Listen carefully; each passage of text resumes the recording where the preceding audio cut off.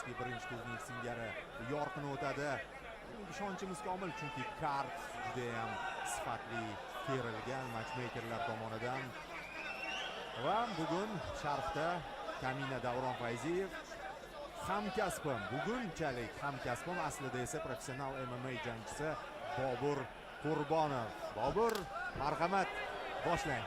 Assalomu alaykum hurmatli MMA muxlislari. Bugun ajoyib janglarni ko'ramiz va bunga ishonchim komil. Aytgandek, Davron akamiz aytganlaridek ajoyib janglar va bir-biriga munosib raqiblar tuzilgan, matchmakerlar juda ham chiroyli ish olib borishdi va albatta muxlislar zerikib qolishmaydi bugun. Xuddi shunday va mana e'tiborimizni jangga qaratamiz. Hamyurtimiz Javohir Latipov oktagonda stoykada raqibi bilan Farhod Ahmadov, ko'ryapsiz, o'z yoniga chorlayapti, fintlar ishlatyapti. Endi ajratib olishingiz uchun aytaman, Javohir kulrang kiyimda harakat qilyapti. Qo'l qoplarida ko'k rangli plaster yopishtirilgan. Endi u yaqindagina debyut qildi, hali muxlislar tanib olishga balki ulgurmagandir. Mana zo'r imkon butun O'zbekistonga o'zini tanitish uchun. Albatta, hozirda jangchilar mana birinchi hujum va birinchi jiddiy harakatni biz ko'rdik. Turkiyalik jangchi ko'rib turibdi. Albatta Ozarbayjondan kelib chiqqan, lekin Turkiya nomidan chiqyapti Ahmatov va o'zi hozirda shoshilmayapti. Mana oyoq zarbalarini yaxshi ishlatyapti ikkita jangchi. Menimcha ikkalari hozircha shoshilishmayapti. Nimaga? Chunki birinchi jang, birinchi hayajon o'tkazib olish kerak ikkalasi. Ha, to'g'ri ta'kidlab o'tdingiz. Ring announcer Bakir Rechni ham Ozarbayjondan kelib chiqqan jangchi deb tanishtirdi. Bugungi kunda demak Turkiyada o'z faoliyatini olib boryapti. Asosan stoyka, high kicklar boshlanib ketdi. Oyoqqa hujum, boshga harakat. Hozircha Ahmadov aktivroq, lekin Latipov payt qo'ylayapti. Albatta, Latipov raqibni xato qilishga majbur qilish uchun harakatlanyapti va menimcha bu yerda Latipovni ko'rinib turibdi. Xatti-harakatlaridan anchagina birlashgan, jipislashgan va maktab yaxshi ko'rilganligi, lekin turkiyalik jangchi ham anchagina jangchilar bilan tajribasi borligini bilinyapti. Nimaga? Uning harakatlaridan joy tanlayotganidan biz oktagondagi joyda qolib ketmayotganligidan bilib turibmiz. Bu birinchi jangchiga qo'yiladigan talab albatta. Qo'li uzun, oyog'i uzun jangchi bilan chiqdingizmi, bir joyga turmasligingiz kerak albatta. Aynan 77 kilogramm uchun 185 bo'y normal, baland desa ham bo'ladi. Ikkalasi bo'y basti bir-biriga mos. Yerda farq sezilmayapti antropometriya bo'yicha. Albatta, ikkita jangchi ham 77 kilogramm uchun anchagina rechaklari uzun. Ikkalasini ham ikkita jangchi ham hozirda nazorat desa ham bo'ladi. Jangni asosiy qismiga tayyorgarlik deyishimiz mumkin. Shoshilishmayapti, asosan low kick va middle kick zarbalari. Yaxshi, mana turkiyalik hujumchi jangchi oldinga harakat qilanyapti, lekin uni har bitta harakatini oldindan sezyapti Latipov. Latipov hozirda nazorat qilish. Mana birinchi bizda kurashga harakat. Albatta yaxshi himoyalanyapti Latipov, lekin turkiyalik jangchi hozirda shoshilmayapti. Harakat, oyoqni ushlashga harakat, lekin turkiyalik jangchining harakatlari hozirda qaytarib qolinyapti. Clinch.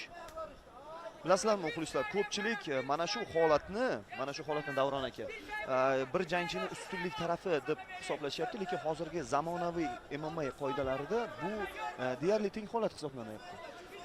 Ilgarilari hujum qilayotgan sportchi sifatida, albatta sal aktivroq ishlayotgan sportchi sifatida, kurashga intilayotgan sportchi hujumkor deb hisoblanadi. Mana takedown, birinchi takedown, Ahmadov back mountni egallayapti. To'liq egallandi. Xavfli harakat albatta. 10 soniya. Jangni so'nggi qismini o'ziniki qilib oldi turkiyalik sportchi. Bu albatta uning uchun plus desak ham bo'ladi. Birinchi raund yakunlandi. Nima deb o'ylaysiz Davron aka? Ha, birinchi raundda biz boshida uncha aktivlik ko'rmadik, bir-birini o'rganib chiqishdi. Keyin takedown boshlandi, keyin parterga o'tishdi. Hozircha ustunlikni kimgadir bermagan bo'lardim. Tengma-teng kurash va hozir qo'shadi. Hozir baribir bu yog'iga vaqtni his qilishni boshlashadi va aktivlik oshadi. Menimcha birinchi raundni oxiriga qaraganimizda bizning o'zbekistonlik jangchimizdan biroz faollik talab qilinadi. Latipov tomonidan faolroq harakat talab qilinadi, lekin professional qaysi promotionlarda o'tkazishganligi haqida men sizlarga ozgina ma'lumot beraman. Yaxshi hujum tashkil etildi. Hozir juda faollashib qoldi. Ahmadov hujum tashkil etyapti. Albatta, u o'zini kurashda biroz ustunligini his qildi menimcha va sekundantlar adashmasam unga mana shu narsani tavsiya qilishdi, ya'ni yaqinlash. Mana ko'rib turibmiz bu narsani. Ular orasidagi masofa, amplitudasi yetarli darajada nafasni qisishga, ya'ni kislorod o'tmasligini ta'minlashga yetarli emas. Va bu harakatni biz baholashimiz mumkin faqatgina hozirda turkiyalik sportchi himoyalanyapti. Latipov harakat menimcha hozirda to'xtatib, menimcha masofaga o'tgan yaxshi bo'ladi. Hakamimiz baribir oktagondagi tajribangiz ish berdi shu yerda, rostdan ham referi aralashdi. Endi Latipov aktivlashmasa bo'lmaydi. Endi tashabbusni qo'lga olish kerak. Qani mana ko'ryapmiz, u his etyapti. Albatta. Reaksiya ko'rsatyapti. Endi javob qaytarish vaqti keldi. Lekin bu yetarli emas. Ahmadov juda ham jangni o'zini foydasiga hal qilish. Mana xuddi aytganimizda jangni o'zini foydasiga hal qilish uchun kerakli narsalarni qilyapti, ya'ni raqibni xato qilishga u majbur qila oldi. Bitta high kick berishga ulgurdi-yu, lekin mana bunday tarzda takedownga tushib qoldi. Nazorat va afsus. O'rnidan turdi har holda Latipov. Qattiq zarbalar, tizzalar bilan. Adashmasam, Latipovda biroz charchoq alomatlari sezilishni boshladi. Biroz charchoq alomatlari, balkim vazn tashlash unda yaxshi bo'ldi yoki tiklanish yaxshi bo'lmadi. Balkim jang boshlanishi buni birozgina hayajonga solib qo'ygan bo'lishi mumkin. Ha, raqibi 4 ta jang o'tkazgan, u endigina bitta jang o'tkazgan, bitta jang, bitta g'alaba. Albatta, bu ham ozgina bo'lsa-da ta'sir qiladi. Albatta, ko'rib turibmizki, Ahmadov juda ham jangni nazoratini qo'liga olib turibdi. E'tibor qilsangiz harakatlariga, u kerakli elementlarni qilyapti va ko'z qarashlariga e'tibor qarating, sekundantlarga diqqat bilan qarayapti u. Nimaga? Eng mana shunday vaqtlarda sekundant ularga kerakli vazifalar beriladi. Chunki har bir ketayotgan soniya uni hozir foydasida. Yana referi markazga qaytaryapti jangchilarni. Yaxshi bo'ldi, bu imkoniyat Latipov uchun faollashishga. Latipov hozirda ko'rib turibmiz, u masofada yaxshi ishlay oladi, lekin o'zini ustunlik taraflarini yuzaga chiqara olmayapti. Bunda albatta raqibni xizmati katta. Mana bunday palapartish harakat deb ko'ringanligi ham jangchini ozgina sarosimaga solib qo'yadi albatta. Va nihoyat bitta aniq zarba. Javohir. Bu raund hisobidan Javohirda birinchi aniq hisoblanadigan zarba desa ham bo'ladi. Boyi high kick o'tmadi dedingizmi? High kick bilasizmi, sport turlarida asosan mana bunday berilgan high kicklar himoyaga tegdi deb hisoblasa ham bo'ladi. Lekin masalan qo'l jangida bu ball hisobiga o'tadi, lekin ikkinchi sportchi uni takedown holatiga ola oldi va bu harakat turkiyalik sportchini foydasiga hal bo'ldi desak bo'ladi. Ha, bu epizodda ham. Lekin boyigina yaxshi. Yaxshi zarba bo'ldi, lekin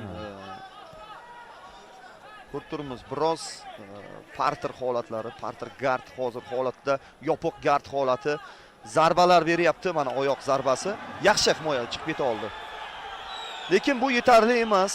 Bu yetarli emas. U raundni boy beryapti. Latipov raundni boy beryapti. Turkiyalik sportchi tajribasidan foydalangan holatda jangni o'z foydasiga hal qilyapti.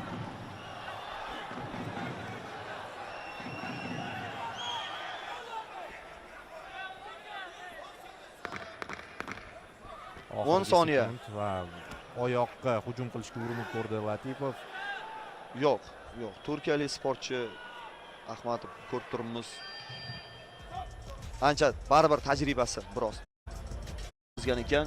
2026 oy Endi hamyurtimiz his qila olyapti degan janglar. Sababi boshida siz hali turnirga kirishmagan bo'lasiz, oxirida siz ancha charchab qolgan bo'lasiz.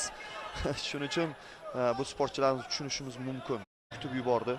O'zini mana harakat yondan qo'l bilan zarbalar, lekin hammasi ko'rinyapti. Aldab zarbalar berishni tavsiya qilgan bo'lar edim. Biroz unda Latipovda aldamchi harakatlar kam. Aldamchi harakatlar kam. Afsuski, hamyurtimiz hozirda birozgina harakatlarida kech qolyapti desa ham bo'ladi. Turkiyalik sportchi bo'ldi. U kalit topdi. G'alaba uchun nima kerakligini bilyapti. ha epizodga qarab ishlayapti Farhod Ahmadov. Farhod Ahmadov albatta mana hozir osongina takedownga o'ta oldi, oyoq qismidan ushlay oldi. Lekin qo'llarini birlashtirgani qo'ymayapti Latipov.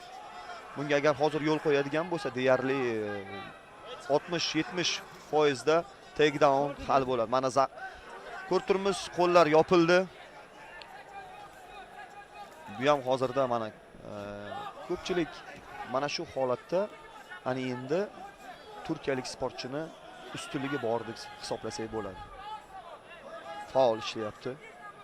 Tizza zarbalar bu asosan bilasizmi, bu jangni quritish, ya'ni vaqtlarni yoqish bilan tenglashtirishimiz mumkin. Shunchaki jangchi biladi u hozirda edi, lekin buni endi tajribamdan kelib chiqib aytamanki, turkiyalik sportchi qo'lga kiritdi ikkinchi raundni. Chunki takedownlar va nazorat uni nazoratida o'tdi ikkinchi raund asosan qismi. Demak, faqat finishga intilish kerak hozir Javohir. Shunday. Men tavakkal qilmagan bo'lardim va jangni tugatishga intilgan bo'lardim. Mana shunday zarbalar. Lekin aldab berilmaganligi sababli raqib bu narsani osongina ko'ryapti. Ajoyib. Harakatlarini ko'rib turibmizki, turkiyalik sportchi anchagina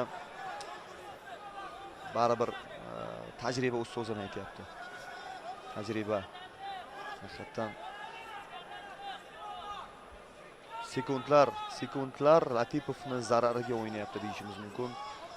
Faolroq harakat qilish kerak. Bo'ldi, yo'qotadigan narsa yo'q. 1,5 daqiqa deyarli.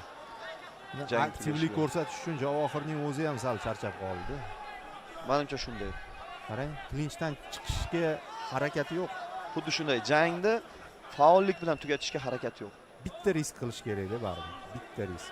Jangchi bilasizmi, mana shunday holatlarda jangchi harakat qiluvchi chempionlarni misol qilib keltirishimiz mumkin. Ular charchoqqa qaramasdan harakat qilishadi. Mana hozir sal ochiq jang boshlangandek, lekin biz bundan foydalana olmayapmiz. Albatta, charchoq bu xalaqit beryapti Latipovga. Jismoniy tayyorgarlik darajasi birozgina turkiyalik sportchiga qaraganda kamroq bo'lganligini ko'rib turibmiz. Yoki-da jang shunchaki uni ssenariysi bo'yicha bo'lmaganligi uni birozgina sindirib qo'ydi. Psixologik holatdan ko'rib turibmiz. Ssenariy ikki xil bo'ldi-da, misol stoykada urishdi, parterga tushdi. Xuddi shunday. Unda imkoniyat bo'ldi. Balkim hozir jangchini miyasida bilasizmi nima ketyapti? Tugatishim kerak. Jangni tezroq tugatishim kerak, lekin raqib joyida turmayapti-da. Raqib zarbalar qaytaryapti. Mana yana bir bor aniq zarba turkiyalik sportchi tomonidan. Aniq zarbalar va haqiqatan tajriba o'z so'zini aytyapti bu jangda. Osidan unumli foyda. Debyutantlar orasida siz ham eng yaxshi, eng faollardan biri bo'ldingiz. Ketay. MMA sharhlagan men bilan shunday tempda siz qilish. Farhod